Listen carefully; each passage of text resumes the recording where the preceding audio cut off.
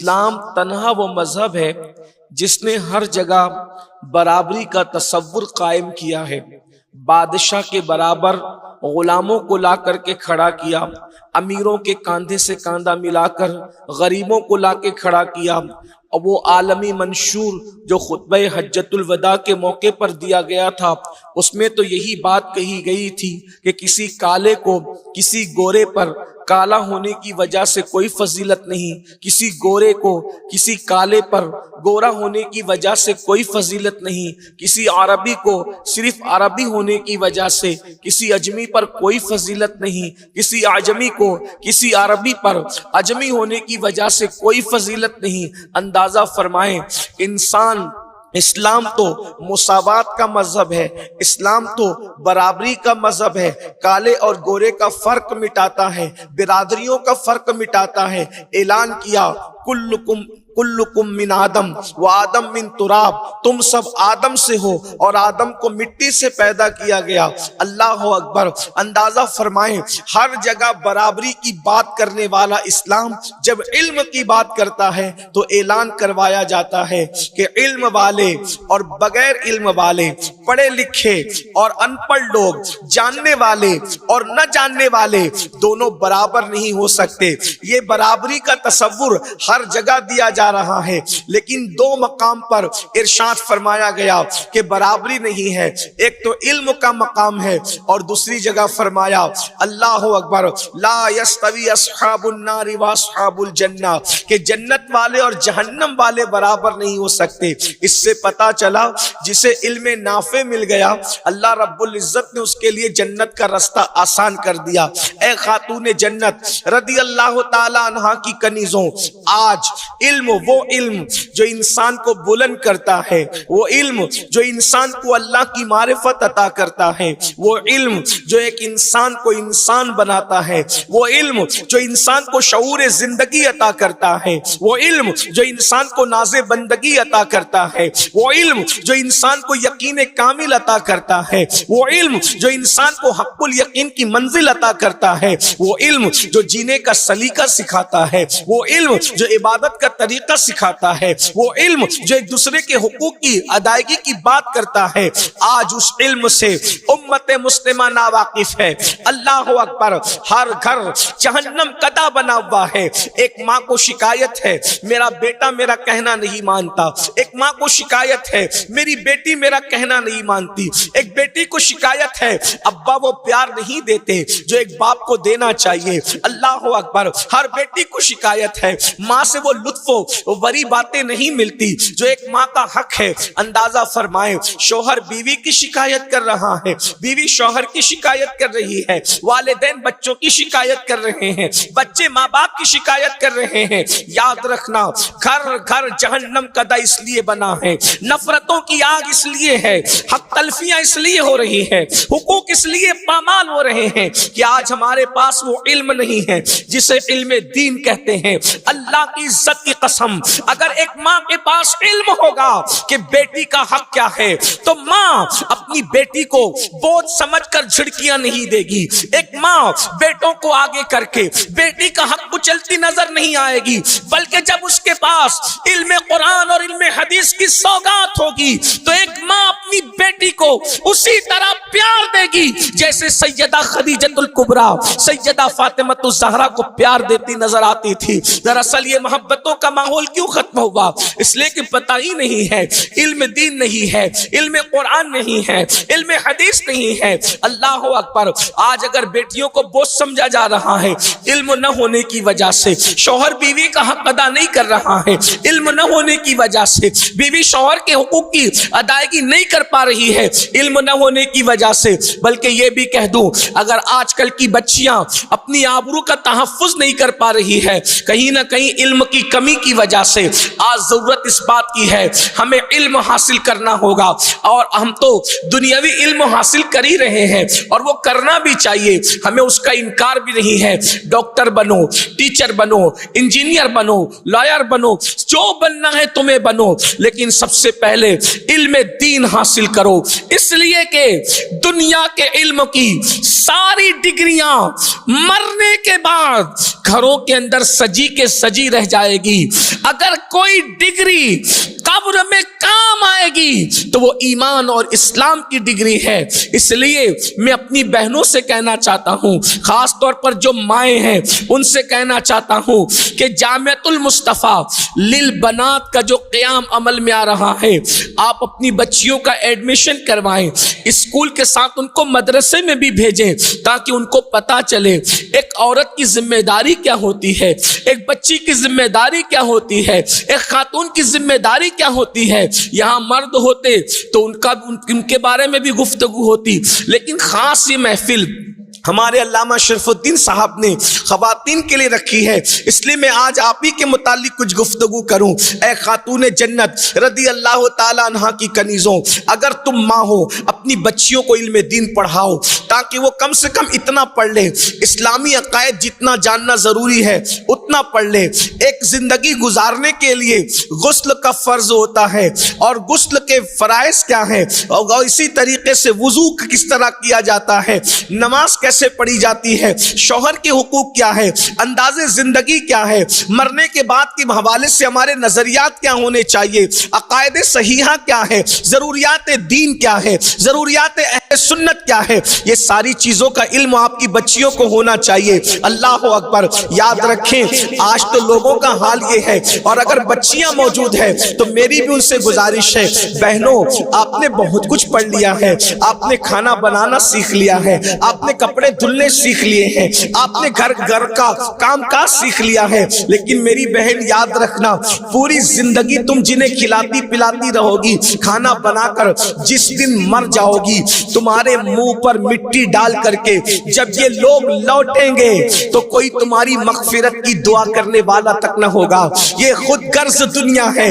اس خود غرض دنیا کے اندر میں یہ نہیں کہتا کہ آپ خدمت نہ کرو، یقیناً کھانا پکاتی ہو پکاتی رہو، کھلاتی ہو کھلاتی رہو، لیکن کھانا بنانے کا ہنر سیکھنے والیوں کم سے کم دین کا بھی تو کچھ علم حاصل کر لو، مذہب کا بھی تو کچھ علم حاصل کر لو، اپنی آخرت کی بھی تو کچھ تیاری کر لو۔ تقریباً 99% عورتیں ایسی ہیں جن کو دین پتا نہیں ہے، جن کو مذہب پتا نہیں ہے، جن کو اسلام پتا نہیں ہے۔ اور یاد رکھنا بچیوں کا علم حاصل کرنا، خاص طور پر علم دین بے پناہ ضروری ہے، اس لیے کہ کسی مفکر نے کہا تھا کہ مرد نے پڑھا، فرد نے پڑھا، عورت نے پڑھا، پورے معاشرے نے پڑھا۔ ایک اور مفکر کہتا ہے اگر باپ دین جانتا ہوگا تو دین گھر تک رہتا ہے، اور اگر ماں دین جانتی ہوگی تو دین نسلوں میں منتقل ہوتا ہے۔ اس لیے ماؤں کے اندر علم دین ہونا ضروری ہے۔ بلکہ بڑی ذمہ داری سے عرض کروں، اگر اللہ اکبر حضرت مسعود کو کوئی فرید الدین بنا رہا ہے تو ان کی امی بنا رہی ہے، اگر محمد احمد کو کوئی نظام الدین محبوب الہی بنا رہا ہے اس کے پیچھے ان کی ماں کی تربیت ہے، اگر عبد القادر جیلانی غوثیت کبریٰ کے منصب پر فائز ہو رہے ہیں اور غوث اعظم کہلا رہے ہیں اس کے پیچھے ان کی امی کی تربیت کا نتیجہ ہے۔ اے خاتون جنت کی کنیزوں، دین حاصل کرو تاکہ تمہاری گود سے ہی دین منتقل ہو۔ ایک ماں اپنے بچے کو صرف دودھ نہیں پلاتی بلکہ دودھ کے ساتھ ساتھ اپنے سینے کے جذبات بھی پلاتی ہے، اپنے احساسات بھی پلاتی ہے، اپنی غیرت بھی پلاتی ہے۔ اسی لیے تو ہمارے بزرگوں نے ڈبوں کے دودھ کو یکسر مشترک کیا ہے۔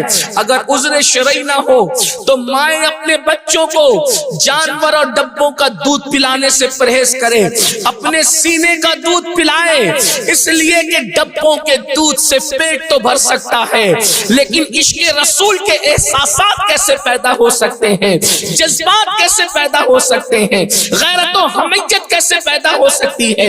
اے خاتون جنت رضی اللہ تعالیٰ عنہ کی کنیزوں، آئیے میں آپ کو بتاؤں کتنا خوبصورت زمانہ گزرا ہے۔ ایک دور تھا مالدار لوگ بھی ہوتے تھے تو اپنی بچیوں کو پڑھاتے تھے، علماء بھی ہوتے تھے تو اپنی بچیوں کو پڑھاتے تھے، اور عوام بھی ہوتے تھے تو اپنی بچیوں کو پڑھاتے تھے۔ ہمارے یہاں بچیاں جب تک پڑھی لکھی تھی، ایک بات بڑی چپتی ویس کروں معاف کرنا، آج ہر آئے دن سننے میں آتا ہے، اخبارات میں آتا ہے، سوشل میڈیا پر آتا ہے، فلاں کی بیٹی بھاگ گئی، فلاں کی بیٹی نے یہ کیا، فلاں کی بیٹی نے یہ کیا۔ آج سے 200 سال پہلے مسلمان کی بیٹی کیوں نہیں بھاگتی تھی؟ ہے کوئی تاریخی ریکارڈ کوئی بتا سکتا ہے کہ مسلمان کی بیٹیاں بھاگ رہی تھی؟ کبھی وہ کوئی غلط کام کر رہی تھی؟ وجہ اس دور کے مسلمان اپنی بیٹیوں کو اتنا علم دین پڑھاتے تھے۔ یہ تو تاریخ میں ملے گا کہ اگر کسی نے کسی مسلمان کی بیٹی کو دیکھا ہے تو وہ بیٹی غیرت سے مر تو گئی ہے لیکن کسی غیر کے ہاتھ میں اس نے اپنا ہاتھ نہیں دیا ہے۔ جب تک علم دین کا زیور، جب تک کردار فاطمہ کی سوگات مسلم بچیوں کے اندر موجود رہی، نہ مسلمان رسوا ہوئے، نہ کسی نے اسلام کو رسوا کرنے کی ناپاک کوشش کی۔ جب سے مسلم امہ کے اندر فیشن کے نام پر الہاد اور بے دینی کے تصورات نے اللہ اکبر جنم دیا ہے اور علم دین بچیوں سے دور ہوتا چلا گیا یا بچیاں علم دین سے دور ہوتی چلی گئی، نتیجہ یہ ہوا کہ آج معاذ اللہ آبرو بھی بک رہی ہے، عزت کا سودا بھی ہو رہا ہے، عزت کا نیلام بھی ہو رہا ہے۔ ماں باپ کو رونے کے لیے مزدور نہیں مل رہے ہیں۔ مالدار ماں باپ اپنی اولاد کو دنیاوی علوم تو پڑھاتے ہیں، مذہبی علوم نہیں پڑھاتے۔ مگر میں یہ بات بغیر کسی خوف کے اور بغیر کسی تردد کے یہ بات کہنا چاہتا ہوں، اللہ شاہ جہاں کی قبر پر رحمت و نور کی برسات فرمائے۔ غیر منقسم ہندوستان کا یعنی اکھنڈ بھارت کا بادشاہ تھا جس کا اصل نام خرم تھا، اسے شاہ جہاں کہا گیا۔ اللہ اکبر، بیٹوں کو بھی اتنا پڑھایا کہ بیٹے اللہ اکبر اس دور کے علماء اور فقہاء میں شامل ہوئے اور بیٹیوں کو بھی اتنا پڑھایا کہ بیٹیاں بھی صاحب قلم ہوئی۔ کون نہیں جانتا سلطان الہند سردار خواجہ غریب نواز پر سب سے پہلے اللہ اکبر غیر منقسم ہندوستان میں اگر کسی نے حوالے کے ساتھ غریب نواز کی سیرت کو قلم بند کیا ہے تو وہ کوئی اور نہیں ہے، وہ حضرت شاہ جہاں کی بیٹی جہاں آرا بیگم ہے۔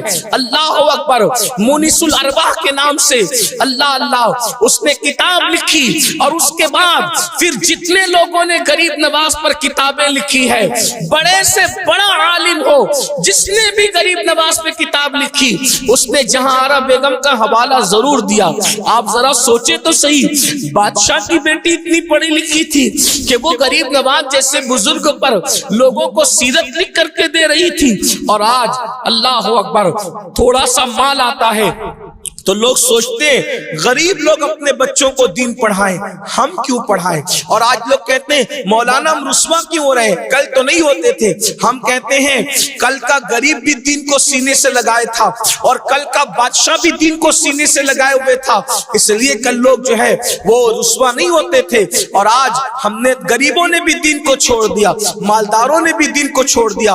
اور یاد رکھنا ہمارا دین فرسودہ نہیں ہے، ہمارے دین کی شان یہ ہے، اور وہ کوئی مذاہب ہوں گے جن کو تھام کر لوگ ذلیل ہوتے ہیں، یہ اللہ کا پسندیدہ مذہب ہے۔ جس نے اس کے دامن کو پکڑا اللہ نے اس کو عروج عطا کیا۔ تاریخ موجود ہے، عرب کی بوریا نشین قوم اگر کیسر و کسرا کی تاجدار بنی ہے تو مذہب اسلام کا دامن پکڑنے کی بنیاد پر بنی ہے۔ اور آج بھی ہمیں اگر ترقی مل سکتی ہے تو اسلام کی بنیاد پر مل سکتی ہے، اس لیے کہ اسلام ہی ہے جس کے بارے میں قرآن کہتا ہے ان الدین عند اللہ الاسلام، اللہ کے نزدیک سب سے پسندیدہ مذہب کوئی ہے تو وہ مذہب اسلام ہے۔ آپ نے رضیہ سلطانہ کا نام سنا ہوگا، رضیہ سلطانہ، اللہ اکبر، آپ رضیہ سلطانہ کو کس اینگل سے جانتے مجھے نہیں پتا، لیکن میں آپ کو بتاؤں کوئی میں ہوائی فائرنگ نہیں کر رہا ہوں، آپ تاریخ اٹھا کر پڑھیں۔ رضیہ سلطانہ اپنے زمانے کی بہترین عالمہ تھی، بہترین فقیہہ تھی۔ اللہ اکبر، بہت سارے مرد جب مسائل حل نہیں کر پاتے تو پردے کے پیچھے سے رضیہ سلطانہ سے رہنمائی حاصل کرتے، اور رضیہ سلطانہ ام المومنین سیدہ عائشہ صدیقہ کی سنت کو زندہ کرتے ہوئے امت کی رہنمائی کرتی بھی نظر آتی تھی۔ اللہ اکبر، یہ سیدنا امام مالک کی بیٹیاں ہیں، اللہ اکبر، امام مالک کی بیٹیاں، اللہ اکبر، بالغ ہونے سے پہلے اپنے اپنے بابا کی لکھی ہوئی کتاب موطا امام مالک کو انہوں نے زبانی یاد کر لیا تھا. اور تمہیں پتا ہے جب بڑے بڑے محدثین امام مالک کی بارگاہ میں بیٹھ کر کے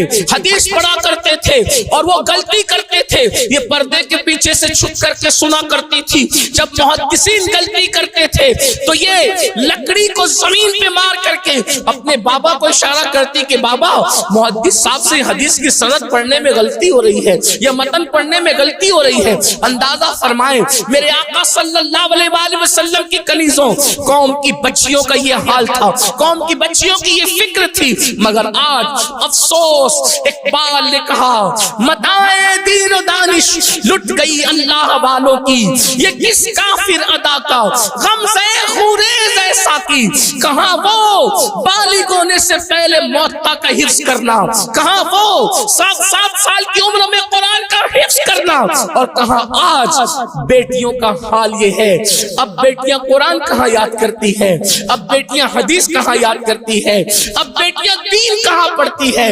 یہ تو گانے سنتی ہے، یہ تو سیریل دیکھتی ہے، یہ تو فلمیں دیکھتی ہے. اللہ اکبر، قوم کی جو بیٹی بالغ ہونے سے پہلے سیریلوں میں بھاگنے اور بھگانے کے مناظر دیکھے گی، قوم کی جو بیٹی جوانی کی دہلیز پر قدم رکھ کر فلموں میں زنا کے مناظر دیکھے گی، پھر وہ گندگی نہیں کرے گی تو کیا کرے گی، وہ جرائم نہیں کرے گی تو کیا کرے گی.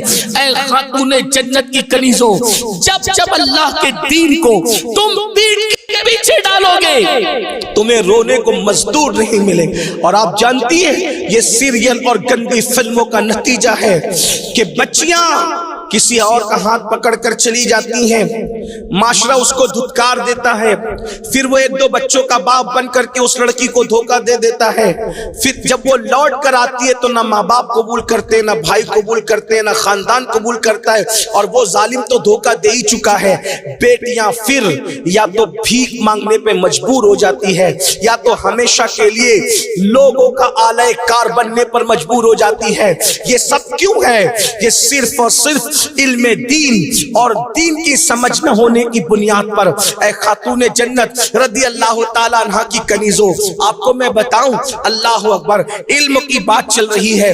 رسول اللہ کی نواسی جس طرح سے امام حسن کے کان میں، امام حسین کے کان میں رسول پاک نے خاتم النبیین نے اذان پڑھی تھی، ایسے ہی سیدہ زینب کے کان میں بھی رسول اللہ نے اذان پڑھی. سیدہ زینب کو گھٹی بھی رسول اللہ نے دی، اسی طرح ان کا نام بھی رسول اللہ نے رکھا. اللہ اکبر. اے خاتون جنت کی کنیزوں، تمہیں پتا ہے سب سے پہلے کوفہ میں اگر درس قرآن کسی نے دیا ہے، تفسیر قرآن اگر کسی نے کیا ہے تو وہ سیدہ زینب پاک کی ذات ہے. صرف 7 سال کی عمر میں سیدہ زینب نے حافظ قرآن کیا تھا. آپ قرآن کی حافظ